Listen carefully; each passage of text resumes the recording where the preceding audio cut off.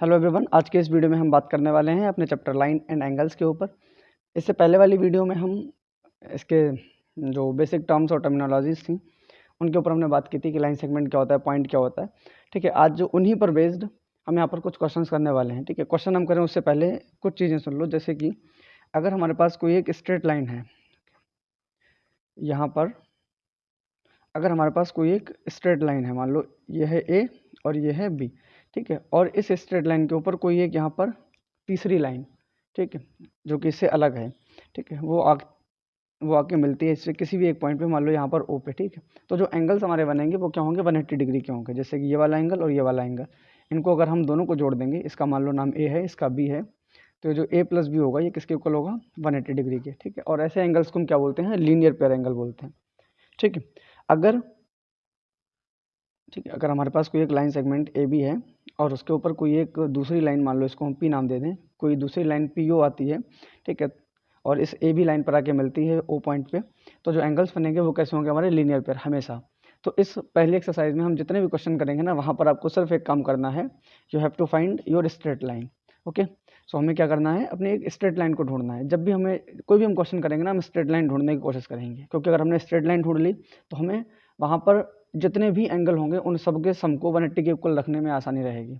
भाई देखो, जैसे अगर हम यहाँ पर कर दें कोई, जैसे ये है, यहाँ पर एक लाइन डाल दी, ऐसे बना दी, ये लाइन ऐसे बना दी, ये सारी लाइन इस पॉइंट पे आके मिल रही है, ये भी है। ठीक है, तो अभी जितने भी एंगल हैं इन सबको अगर हम जोड़ देंगे तो इनका सम किसके इक्वल आएगा, 180 के इक्वल आएगा। ठीक है, यहाँ पर ये लग रहा होगा आपको कि इसमें फ़ायदा क्या होगा, जब हम क्वेश्चंस करेंगे ना तो वहाँ पर मोस्टली आपको इसी तरीके से सारे क्वेश्चन दिखते हुए मिलेंगे। दूसरी चीज़, यहाँ पर जो हम क्वेश्चंस करने वाले हैं वो हमने किसके लिए हैं, एनसीईआरटी के लिए हैं।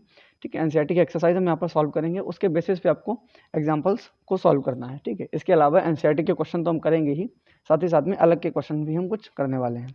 तो स्टार्ट करते हैं। पहला क्वेश्चन ये रहा, in figure 6.13 line A B and C D intersect at O if A O C plus angle B O E is equals to 70 degree and angle B O D. तो सबसे पहले इन्होंने बोला है एंगल ए ओ सी और B O सी। तो angle A O C angle ढूंढना आता है, अगर आता है तो बहुत अच्छी बात है, नहीं आता है तो बहुत आसान है।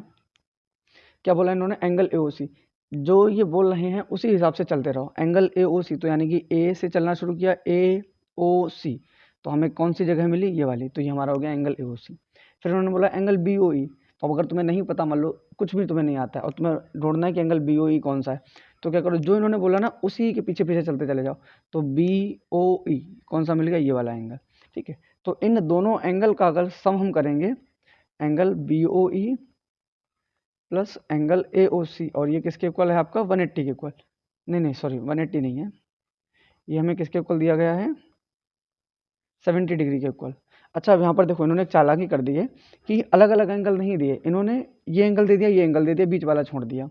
ठीक, और बोल दिया कि ये एंगल तुम्हारा किसके इक्वल है, 70 डिग्री के इक्वल है। ठीक, तो अब तुम भी कोई कम होशियार नहीं हो, तुमने कहा ठीक है कोई बात नहीं, अगर तुम नहीं बताना चाह रहे हो हमें पूरी बात तो मत बताओ, हम अपने आप से ढूंढ लेंगे। तो तुमने देखा कि यहाँ पर ये जो एंगल बन रहे हैं ए ओ सी और बी ओ ई, ये तो लाइन ए बी के ऊपर बन रहे हैं। ठीक, और जस्ट अभी हमने तुम्हें बताया था कि अगर किसी लाइन के ऊपर कोई एक अलग से लाइन आती है उस ए बी के अलावा, तो वहाँ पर क्या होता है, लीनियर पेयर बनता है। यानी कि जो एंगल होते हैं वो कैसे होते हैं, मतलब उन एंगल का सम किसके इक्वल होता है, 180 के। तो तुमने देखा कि ए ओ सी है और ई ओ सी है और बी ओ ई है, इन तीनों एंगल को हम मिला देंगे तो हमारे पास ये एक सीधा एंगल ए ओ बी मिल जाएगा, यानी कि ये तो 180 के इक्वल होगा। होगा कि नहीं होगा भाई, angle A O C plus angle E O C, ये एंगल है, सी नहीं बना है, ठीक है, plus angle B O E, ये एंगल लिए तुमने, तो किसके इक्वल होगा, 180 के। क्यों होगा, क्योंकि देखो ए ओ सी ये वाला एंगल, बी ओ ई ये वाला एंगल, सॉरी ये वाला एंगल, और ई ओ सी ये वाला एंगल, ये तीनों एंगल मिलके एक सीधी लाइन वाला एंगल ही तो बना रहे हैं ना। अगर हम इस ओ पॉइंट को देखें तो इस ओ पॉइंट के करस्पॉन्डिंग तो एंगल बन रहा है, जो कि क्या होता है कि स्ट्रेट एंगल होता है, और वो 180 के इक्वल होता है। और अभी मैंने बताया था कि जब भी क्वेश्चन देखिए आपको ना सीधी लाइन ढूंढने की कोशिश करना, तो यहाँ पे ए बी सीधी लाइन ढूंढी और इस ए बी पे जो भी एंगल बन रहे हैं उनका सम 180 के इक्वल कर दिया, कोई दिक्कत नहीं इसमें। अब यहाँ से तुम्हें फायदा क्या होगा, देखो ए ओ सी और बी ओ ई, जो चीज़ तुम्हें दी गई थी, ठीक है, वो यहाँ पर मिल गई।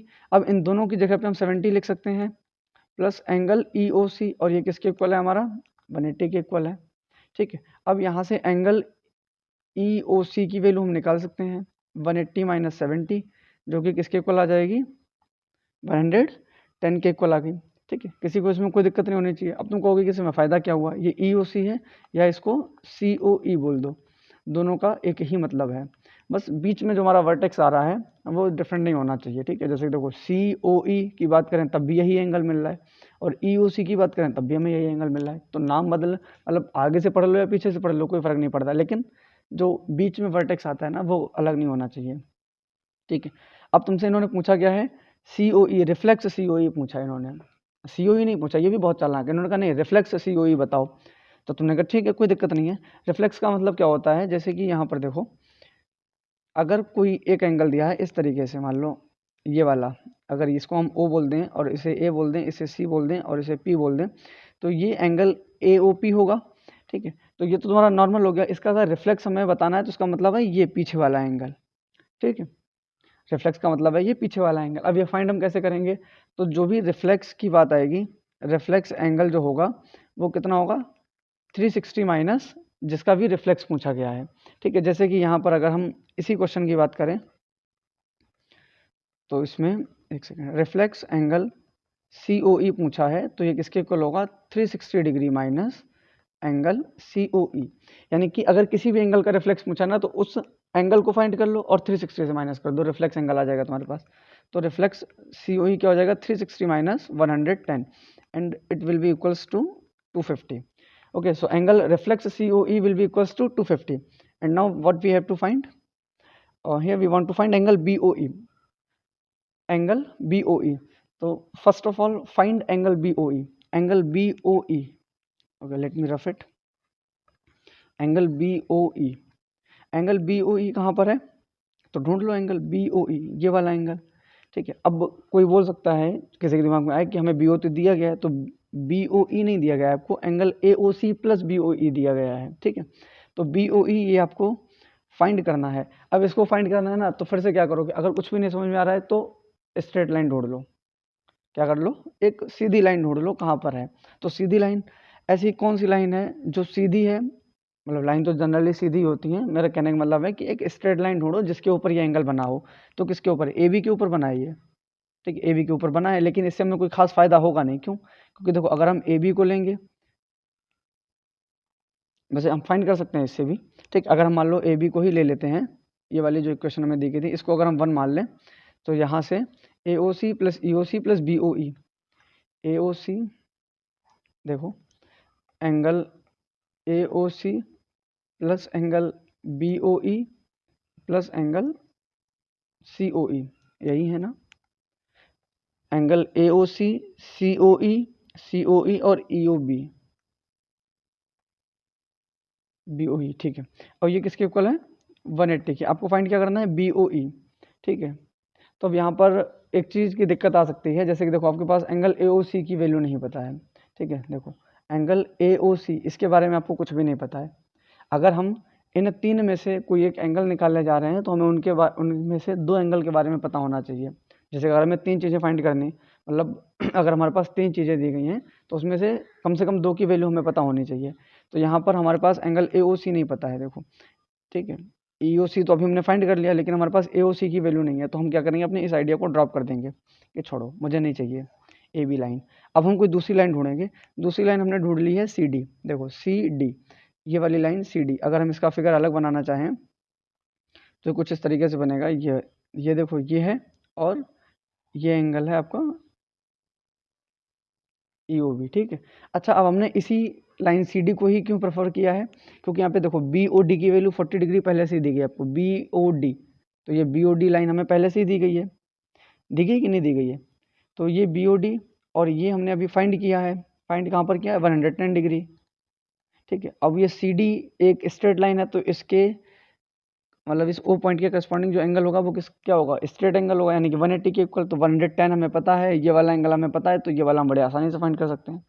ठीक है, तो इसी लाइन को हम लेंगे, यहाँ पर हम लिखते हैं एंगल, ये वाली लाइन हम काट देंगे। क्यों काट देंगे, रीज़न आपको हमने बता ही दिया है। ठीक है, तो हम लिखेंगे अब angle COE, angle COE plus angle EOC plus angle BOD। ठीक है, ये सब किसके इक्वल हैं, 180 के। ठीक है, चेक कर लो, BOD BOE या EOB या फिर COE। तो इसमें वैल्यू हमें कौन कौन सी पता है, COE which is equals to 110, angle EOC, एक गड़बड़ कर दी मैंने यहाँ पे, EOC नहीं होगा, EOB होगा, ठीक है, देखो EOB, हाँ ठीक है, EOB होगा, ठीक है। तो angle EOB, angle COE is equals to 110 EOB, and this angle we have to find, and here angle BOD is equals to 40 degree, and this value is given to us in our question. Okay, so angle EOB plus 110 plus 150, it means 150 is equals to 180.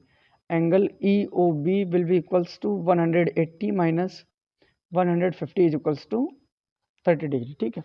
उम्मीद करते हैं ये चीज़ समझ में आई होगी आपको, बहुत आसान है, सारे क्वेश्चन हमें इसी तरीके से करने हैं। अब आगे वाले क्वेश्चन हम थोड़ा जल्दी जल्दी करेंगे, ठीक है। चलो देखो सेकंड क्वेश्चन क्या कहता है, in figure 6.14 line XY and MN intersected O। XY line है और MN लाइन है, ये क्या कर रही है, O पॉइंट पे इंटरसेक्ट कर रही है, ठीक है। अब POY ये किसके इक्वल है, 90 डिग्री के इक्वल, ठीक है, 90 डिग्री के इक्वल है, यानी कि ये क्या है, परपेंडिकुलर बाइसेक्टर है, ठीक है। खैर इसको छोड़ो, अभी हमारे काम का नहीं है। ये जो है PO क्या है, ये XY के लिए परपेंडिकुलर है, ठीक है। तो POY 90 के इक्वल है, तो हम ये बोल सकते हैं कि ये वाला एंगल जो है, किसी को मत देखो, सिर्फ इतना एंगल देखो, ठीक है, ये वाला एंगल, ये यानी कि POX, तो POX equals to POY is equals to 90 degree. क्यों 90 है, क्योंकि इस XOY यानी कि ये वाला एंगल, ये पूरा 180 का होगा, और ये जो PO रे है हमारे पास, ये क्या है, ये एक स्ट्रेट लाइन पर आ रही है। हमने बताया था कि स्ट्रेट लाइन के ऊपर अगर कोई एक लाइन होगी अदर देन दिस लाइन, तो वहाँ पर क्या होगा, लीनियर पेयर होगा, ठीक है, वहाँ पर क्या होगा, लीनियर पेयर होगा। तो अगर ये 90 है तो ये भी 90 होगा, क्योंकि 90 90 180 होते हैं, ठीक है। तो ये भी 90, अब ये 90 है, कौन सा एंगल, POX। तो इस एंगल POX जो कि हमारा 90 के इक्वल है, अगर हम इसका पोस्टमार्टम करें तो हम इसको ऐसे लिख सकते हैं ना कि POM plus angle MOX equals to 90 degree. ये जो POX है, यहाँ पर देखो POX, ठीक है, इस POX को हमने क्या किया है, ये एंगल प्लस ये वाला एंगल, देखो इन दोनों एंगल को अगर हम मिलाएंगे तो POX मिलेगा ना, तो वही तुमने लिखा है यहाँ पे POM और MOX, बस और कुछ थोड़ी ना किया है, ठीक है। अब POM की वैल्यू कितनी है, A, और MOX की वैल्यू कितनी है, B, और ये किसके इक्वल आ गया, 90 डिग्री की। अब तुम फिर फंस गए कि A और B की तुम्हें वैल्यू पता ही नहीं है, तो यहाँ पर हमें रेशियो भी दिया है, A और B का कितना है, 2:3। अब यहाँ पर अगर किसी ने गलती कर दी, A को 2 लेके, मान लो A को 2 और B को 3 लेके, अगर किसी ने गलती कर, मतलब किसी ने अगर डायरेक्ट इनकी वैल्यू यही सपोज कर ली है, तो उसने गलती कर दी है। क्यों, क्योंकि यहाँ पर दिया गया है ये रेशियो, ठीक है। जो रेशियो होता है वो एग्जैक्ट वैल्यू के इक्वल नहीं होता है, उसमें से कुछ ना कुछ कॉमन क्वांटिटी हमने बाहर निकाल ली होती है। फॉर एग्जांपल, जैसे कि अगर हमने यहाँ पे दे दिया आपको 16, और जैसे हमने कोई बोल दिया आपको, जैसे कि यहाँ पर देखते हैं इसको, यहाँ पर अगर हमने बोला है कि एक नंबर है आपके पास x जो कि 16 के इक्वल है, एक नंबर है आपके पास y जो कि 20 के इक्वल है, ठीक है। अब ये बताओ x और y का रेशियो कितना होगा, तो अपने का 16/20, ठीक है, इतना ही होगा। अब अगर हम, मतलब आपने ये सॉल्व की चीज़, ठीक है, अब थोड़ा सा मान लो आप एक्स्ट्रा एडवांस हो, तो आपने क्या किया, इसको डिवाइड भी कर दिया, सिंप्लीफाई कर दिया, क्योंकि यहाँ पर इनमें एक 4 हमारा कॉमन फैक्टर है, तो 4 4 जा 16, 4 5 जा 20, तो इसकी वैल्यू आ गई 4/5, यानी कि जो x और y का जो रेशियो है वो कितना आया है, 4:5। क्या x की वैल्यू 4 और y की वैल्यू 5 के इक्वल है, क्या x 4 के इक्वल और y 5 के इक्वल है, नहीं है। क्यों, क्योंकि यहाँ पर वैल्यू हमने तुम्हें पहले से दे रखी थी, ये तो 16 थी और ये 20 थी, तो ये x की ओरिजिनल वैल्यू 16 और 20 कैसे आई, जब इन दोनों के रेशियो में हमने एक कॉमन फिक्स क्वांटिटी मल्टीप्लाई की, जो कि है हमारी 4। अगर हम 4 को 4 से मल्टीप्लाई करेंगे तो 16 आएगा, 4 को 5 से मल्टीप्लाई करेंगे तो 20 आएगा। इसका मतलब ये है कि जो भी हमारा रेशियो होता है उसमें से एक कॉमन क्वांटिटी बाहर निकली हुई होती है, ठीक है, उसमें से हम एक कॉमन क्वांटिटी को कॉमन क्वांटिटी से डिवाइड कर चुके होते हैं, ठीक है। वही चीज़ यहाँ पर करी गई है, तो इसको हम हटा देते हैं और अपने क्वेश्चन पर फिर से आ जाते हैं। कहाँ चला गया क्वेश्चन, ये है, ठीक है। इसमें देखो, इसमें a की वैल्यू जो है, a और b का रेशियो जो है तुम्हें कितना दिया गया, 2:3, ठीक है। a और b का रेशियो कितना है हमारे पास, 2:3। a और b का जो रेशियो है वो कितना है, 2:3, ठीक है। लेकिन a की वैल्यू 2 नहीं है, b की वैल्यू 3 नहीं है। क्यों नहीं है, ये चीज़ हम अभी पीछे आपको समझा चुके हैं।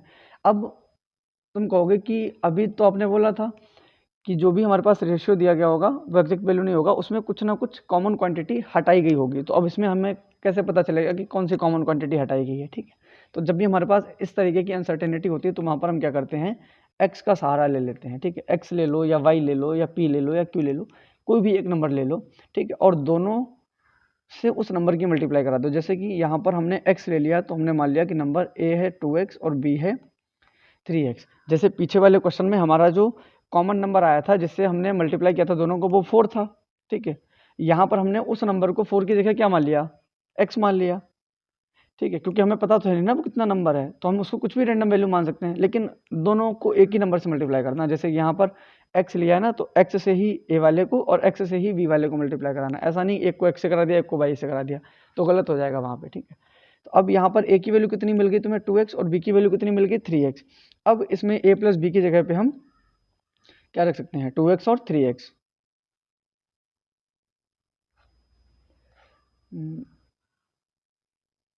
एक सेकेंड। ठीक है, तो यहाँ पर a हमारे पास कितना आ गया था 2x और b हमारे पास कितना आ गया था 3x। तो a प्लस b कितना था हमारे पास 90 degree, and a is equals to 2x and b is equals to 3x and this one is equals to 90. So 5x is equals to 90 degree and x is equals to 18 degree. ठीक है, x कितना आ गया 18 degree. अच्छा देखो, वहाँ पर जो हमारे पास कॉमन क्वांटिटी थी वो कितनी थी 4। यहाँ पर जो हमने x मानी थी, मुझे पता तो थी नहीं ना, यहाँ से हमने फाइंड कर लिया कि हमें इनमें कितना मल्टीप्लाई करना चाहिए ताकि जो हमारे एंगल हैं वो 2:3 के रेशियो में आए। तो यहाँ पे x की जो हमारे कॉमन नंबर है जो हमें दोनों में मल्टीप्लाई करना है वो कितना निकल के आया है 18। तो जो a की वैल्यू होगी वो कितनी होगी 2 × 18 यानी कि 36, और जो b होगा हमारा वो कितना होगा 3 × 18 इज इक्वल्स टू 54। यानी कि जो ए और बी एंगल है हमारे वो कितने हैं 36 एंड 54। अब यहाँ हमें फाइंड क्या करना है, देखो ए बी हमें दिया गया, सी फाइंड करना है। अब सी फाइंड करने के लिए क्या करो, फिर से एक बार इसको पूरी स्क्रीन को हम क्लियर करते हैं फिगर वाली। और अब देखो यहाँ पर, ठीक है, अब वैसे इतने समझदार हो चुके होगे तुम लोग कि तुम्हें पता चल गया होगा कि अब क्या करना है। यहाँ पर इन्होंने सी की बात की तो तुमने देखा सबसे पहले ढूंढो कि तुम्हारा एंगल सी कहाँ पर, तुमने कहा ये लो, ये एंगल सी हमें मिल गया। ठीक, अब इस तक कैसे पहुँच सकते हो, तो फिर तुम्हें तुरंत एक बात याद आई होगी कि हम पहले स्ट्रेट लाइन ढूंढ लेते हैं। तो स्ट्रेट लाइन कहाँ मिलेगी तुम्हें, ये वाली, ये स्ट्रेट लाइन मिल गई। ठीक है, ये एम एन जो है ये एक स्ट्रेट लाइन मिल गई आपको। ठीक है, और ये जो ओ एक्स है, ठीक है, ये ओ एक्स एक एक्स्ट्रा रे है एम एन के अलावा इसके ऊपर। ठीक है, तो ये वाले एंगल और ये वाले एंगल मिलके क्या बना रहे हैं, लीनियर पेयर बना रहे कि नहीं बना रहे। अब लीनियर पेयर बना रहे हैं, इतना तुम्हें दिखा तुरंत तुम्हारी आंखें चमक गई कि हाँ इन दोनों एंगल का सम तो 180 के इक्वल होगा। होगा कि नहीं होगा भाई, अभी बताया था ना जस्ट पहले कि अगर किसी एक स्ट्रेट लाइन पे कोई एक एक्स्ट्रा रे है उस स्ट्रेट लाइन के अलावा, तो वो क्या करेगी, लीनियर पेयर बनाएगी। तो यहाँ पर भी वही है एम एन, इसको अगर देखो सीधा करके देख लो इस तरीके से, ऐसे ही तो बनी हुई है ना, ये एक्स है तुम्हारा, ये एम है और ये एन है। ठीक है, तो ये दोनों कैसे होंगे, लीनियर पेयर। अब लाइन कैसे भी बनी हो क्या फ़र्क पड़ता है। तो बी और सी को अगर हम जोड़ देंगे तो हमें क्या मिलेगा 180, मिलेगा कि नहीं मिलेगा। अगर हम बी और सी को ऐड कर दें, B plus C is equals to 180 degree. क्यों, M N is a straight line, M N क्या है straight line, M N is a straight line. ठीक है, अब b की वैल्यू पता है आपको कितनी निकाली थी अभी आपने जस्ट पीछे ही हम फाइंड कर चुके हैं। b हमारा है 54 के इक्वल, तो b is equals to 54 plus c is equals to 180। अब c की वैल्यू निकालनी है तो c is equals to 180 minus 54, तो c कितना आ गया 6 और यहाँ से कितना 17, 17 से 5 गया 2, तो c की वैल्यू कितनी हमें मिली 126। अब ये जो 126 है ये कैसा एंगल होता है, ये 126 90 से बड़ा है और 180 से छोटा है, तो ये कैसा एंगल हुआ ऑब्ट्यूस एंगल। कैसा एंगल हुआ ऑब्ट्यूस एंगल। हिंदी में क्या बोलते हैं इसे, अधिक कोण। ठीक है, इंग्लिश में ऑब्ट्यूस एंगल और हिंदी में अधिक कोण। ठीक है, तो ये क्वेश्चन भी सॉल्व हो गया। आसान था कि नहीं था, ठीक है, मज़ा आया होगा, उम्मीद करते हैं आप लोगों को समझ में भी आई होंगी चीज़ें। ठीक है, अब इसके बाद अगले क्वेश्चन पे बढ़ते हैं। देखो अगर आप यहाँ पर मान लो आधे घंटे या फिर 20 मिनट बैठ के कोई भी वीडियो देख रहे हो तो मान के चलो कि वो टाइम आपका वेस्ट नहीं होने वाला है। ठीक है, कुछ ना कुछ बेनिफिट आपको मिलेगा ही। ठीक है, तो ईमानदारी के साथ देखना, बाकी जो भी क्वेश्चन एक्स्ट्रा वाले होंगे वो हम ज़रूर कराएंगे आपको। तो चलते हैं अगले वीडियो की तरफ। हमारे पास यहाँ पर अगला क्वेश्चन जो है हमारा, ठीक। अब इसमें देखो, in figure 6.15 P Q R is equals to P R Q, ठीक है। पी क्यू आर एंगल ढूंढना आ गया होगा, पी क्यू आर ये angle equals to P R Q ये वाला एंगल। ये दोनों एंगल क्या है, बराबर दिए गए हैं, ठीक है। अब ये बराबर दिए गए हैं तो ठीक है, अच्छी बात है, बराबर दो। अब हमें क्या पूछा गया है, पी क्यू एस ये वाला एंगल, पी आर टी ये वाला एंगल, पी आर टी ये दोनों एंगल बराबर दिखाने हैं। क्या दिया गया है कि अंदर वाले जो एंगल हैं ये दोनों बराबर हैं, बाहर वाले एंगल हमें बराबर दिखाने हैं, ठीक है। तो आसान सा है, उम्मीद करते हैं कुछ बच्चों को समझ में भी आ गया होगा कि करना क्या है। सबसे पहले इस वाली एक्सरसाइज में हमें कुछ नहीं करना है, सिर्फ हमें लीनियर पेयर ढूंढ के उनको सॉल्व करना है, ठीक है। तो यहाँ पर देखो आर टी बोल दो, देखो सॉरी आर टी नहीं बोलेंगे, टी एस, जो टी एस कौन सा, ये वाला टी एस क्या है, एक स्ट्रेट लाइन है, ठीक है। क्या है, स्ट्रेट लाइन, ठीक है। अब देखो अगर ये स्ट्रेट लाइन है तो यहाँ पर पहले इसको इतना देखो, पहले आधी लाइन देखो सिर्फ, तो पी क्यू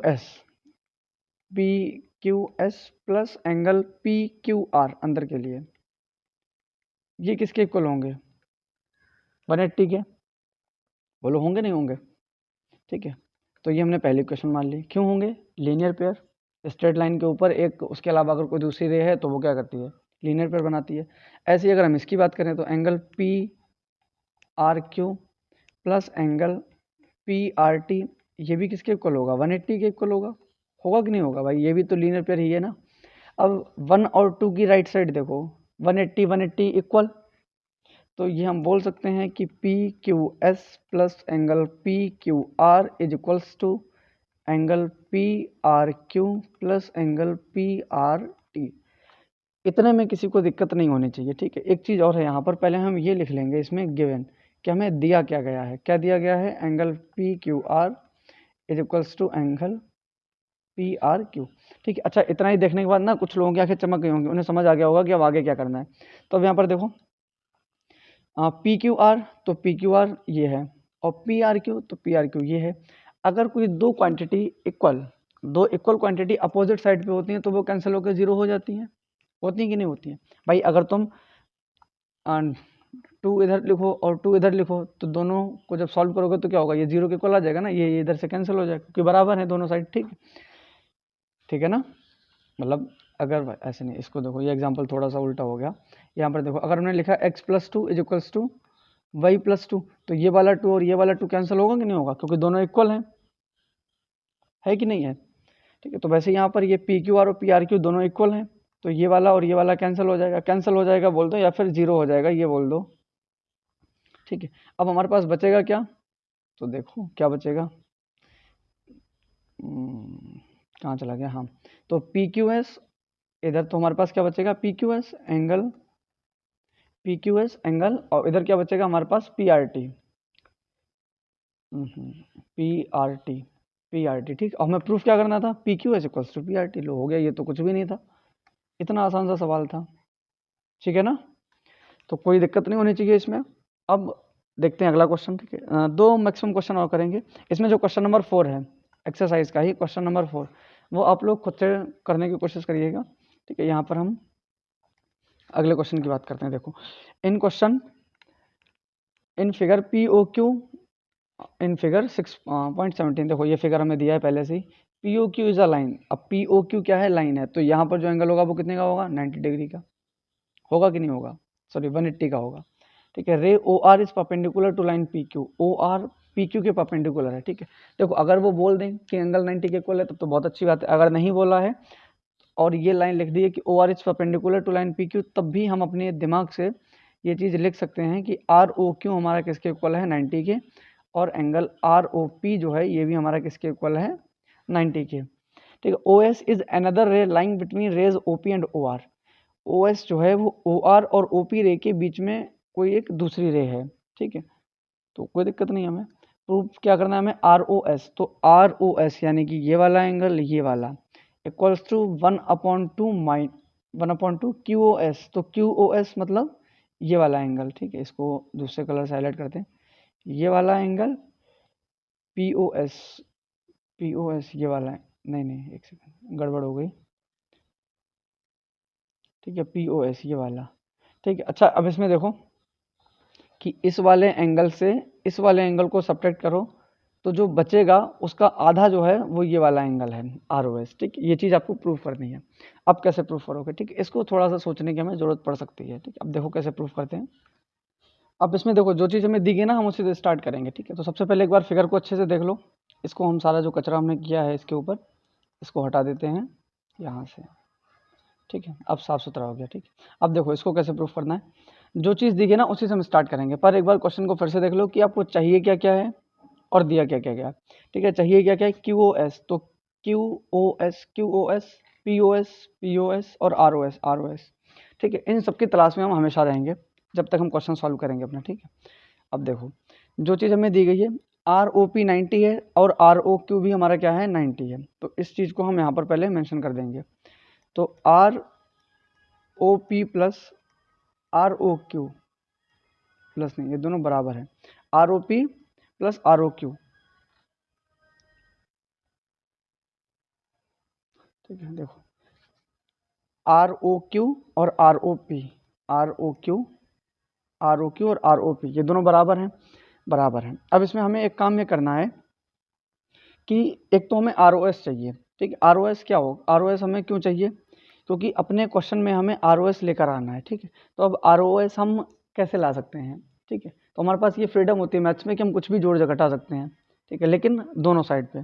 ठीक है, तो हमें ROS क्वेश्चन में चाहिए, तो हम अपने जो भी हमारा क्वेश्चन है या जो भी हम सोल्यूशन कर रहे हैं उसमें सबसे पहले हम क्या करेंगे, ROS को इंट्रोड्यूस कराएंगे। तो इसमें हम क्या कर रहे हैं, दोनों साइड पे ROS जोड़ रहे हैं। ठीक है, ROS, अरे रुको, angle ROP plus angle ROS is equals to angle ROQ plus angle ROS। ठीक है, इक्वल क्वांटिटी दोनों साइड हम जोड़ सकते हैं, घटा भी सकते हैं, कोई फर्क नहीं पड़ेगा इससे। अब इससे जोड़ने से फायदा हमें क्या हुआ है? ठीक, अब देखो ROP और ROS, ROP और ROS इधर तो हमें कुछ फायदा नहीं हुआ, लेकिन ROQ और ROS देखो ये वाला एंगल और ये वाला एंगल अगर हम जोड़ देंगे तो ये वाला एंगल बन जाएगा, यानी कि QoS। ठीक है, तो इसमें जो हमें फ़ायदा मिला है वो क्या मिला है कि जो ROQ और ROS है ये क्या मिल गया, QoS। ठीक है, और इधर वाला हमारा ROP plus ROS as it is रहा। ठीक है, ये हम अलग अलग पेन इसलिए यूज़ कर रहे हैं ना ताकि ये चीज़ आप आइडेंटिफाई कर सको कि क्या किया गया है। अब ये QoS आ गया, अब तुम पूछोगे इससे मैं मुझे क्या फ़ायदा हुआ? तो क्वेश्चन में देखो एक बार, QoS की भी तो ज़रूरत है ना, तो एक चीज़ तो हमें मिल गई। अब QoS हमें मिल गया, ठीक है, तो तुमने कहा बहुत अच्छी बात है, लेकिन अभी बाकी की POS कहाँ है और ROS कहाँ है? तो इसका भी सोल्यूशन देखते हैं यहाँ पर। तो देखो ROS तो ये है। ठीक है, तुम्हें वैल्यू किसकी निकालनी है यहाँ पर, ROS की। तो ROS को पहले हम अकेला रखते हैं। ठीक है, ROS को हम यहाँ पर अकेला नहीं रखेंगे, पहले एक चीज़ और कर लो। अब यहाँ पे देखो एक हमारे पास ROP भी है ना, तो इस ROP का क्या किया जा सकता है? तो फिर से एक बार अपने क्वेश्चन की तरफ देखो, ROP, तो ROP तो है ये, इसको हम ये प्लस ये लिख सकते हैं, यानी कि ROS और SOP, ROS प्लस POS ये लिख सकते हैं, प्लस एंगल ROS। अब इस ROP की जगह पे हमने ये दो चीज़ें लिखी। ठीक है, is equals to angle QoS। ठीक है, अब ये ROS और ये ROS मिलके क्या बन जाएगा, एंगल ROS का 2 times is equals to angle QoS minus angle POS। ये वाला एंगल जो है इसको हमने इसके पास भेज दिया। ठीक है, देखो QoS माइनस POS। ठीक है, अब ये जो एंगल ROS है इसका 2 हम इधर भेजेंगे तो क्या आएगा, 1/2 angle QoS angle minus POS। क्या हमें यही चाहिए था? हाँ, हमें यही चाहिए था। देखो QoS माइनस POS ROS। ठीक है, तो देखो कितना आसान क्वेश्चन था। तो जो चीज़ चाहिए तुम्हें उसको देख लो और जो चीज़ तुम्हें दी गई है उसको देख लो, उसके बाद फिर देखो कि क्या कर सकते हो। अब सोचो कि एक बार में परफेक्शन आ जाए तो नहीं आ पाएगा, इसके लिए आपको बार बार प्रैक्टिस करनी पड़ेगी। तो आज के लिए बस इतना ही, काफ़ी बड़ी वीडियो हो गई, लगभग आधा घंटा हो चुका है। ठीक है, उम्मीद करते हैं कि इस वीडियो को देखने के बाद आपको ऐसा फील नहीं होगा कि हाँ आपके 30 मिनट वेस्ट हो गए हैं। ठीक है, मतलब कुछ ना कुछ तो आपको फ़ायदा मिलेगा ही। और अगर वीडियो आपको अच्छी लगे तो इसको लाइक कर दीजिएगा। ठीक है, नेक्स्ट पार्ट में हम ट्रांसवर्सल लाइन और पैरेलल लाइंस के बारे में देखेंगे और एंगल्स क्या होते हैं, अल्टरनेट, को इंटीरियर, को exterior. Okay, till then thank you.